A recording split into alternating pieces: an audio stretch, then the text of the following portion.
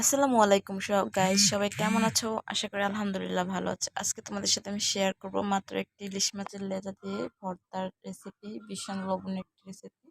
তো প্রথমে আমি হলুদ লবণ দিয়ে মেখে নিচ্ছি। আর দেখো, আমি ইলিশ মাছের মাঝখানে একদম ছুরি দিয়ে কেটে নিয়েছি যাতে করে লবণ হলুদটা প্রবেশ করে। এখন এটাকে আমি সরিষার তেলে ভেজে নেব।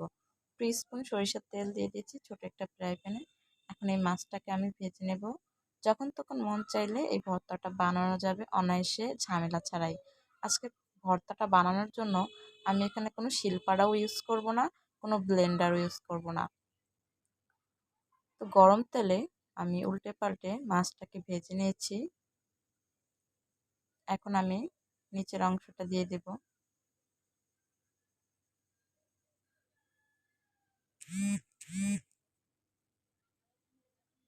সময় নিয়ে একটু মাছটা ভাজবেন, বেশি তেলে ভাজতে গেলে মাছটা পুড়ে যাবে।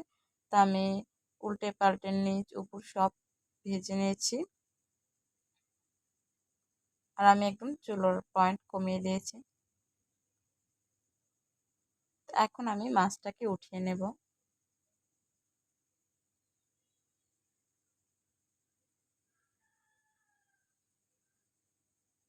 মাছটা আমি আর উঠাই নেই, মাছের পাশে আমি একটা রসুন দিয়ে দিয়েছি। একটা রসুন থেকে 7 পিসের মতো কোয়া হয়েছে, ছোট একটা রসুন। ইলিশ মাছের ভর্তাতে রসুন দিলে ভীষণ ভালো লাগে। অবশ্য যারা পছন্দ না করেন স্কিপ করতে পারেন। তা এখন আমি মাছটাকে উঠিয়ে নিচ্ছি।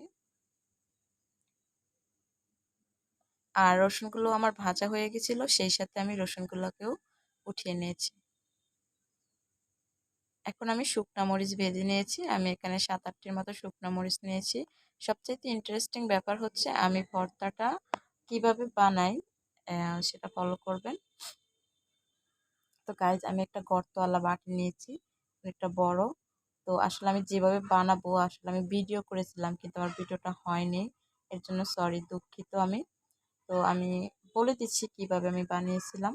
তো এই বাটিতে আমি ভাজা মাছ, তারপরে ভাজা রসুন আর কাঁচা পেঁয়াজ আর মাঝারি সাইজের দুটো কুচি করে নিয়েছি। আর যে মাছের ভিতরে যে কাঁটাটা, ওই কাঁটাটা আমি খুলে একটি স্টিলের গ্লাস দিয়ে আমি মধ্যে মধ্যে মেখে নিয়েছি। এরপর দেখুন আমার ভর্তাটা কতটা লোভনীয় হয়েছে।